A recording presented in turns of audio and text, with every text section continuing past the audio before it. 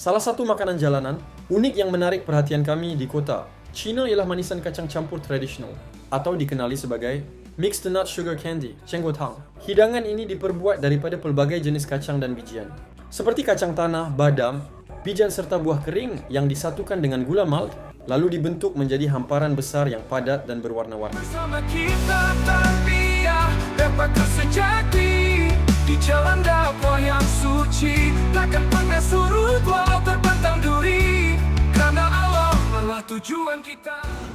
Alhamdulillah, kita baru sudah selesai solat, makan. Di hari terakhir kami berada di Shenzhen.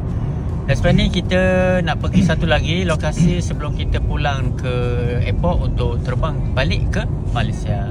InsyaAllah ada rezeki kami datang lagi. Dan kami tak puas hati sebenarnya dekat area bahagian elektronik tu. Sepatutnya kita kena pergi satu persatu gedung-gedung yang ada tu, tapi tak sempat sebab satu lot tu banyak kedai, dalam 5,000 atau 3,000 kedai, banyak sangat banyak. Okay, next time kita ada rezeki kita datang lagi. Okay, bye.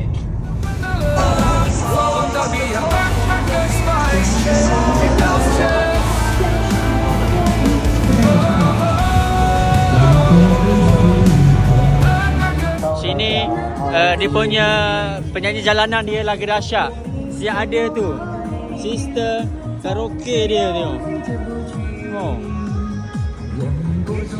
Sekarang kita sampai ke satu lagi Shenzhen Theatre kat sebelah ni, Shanghai Shopping Mall.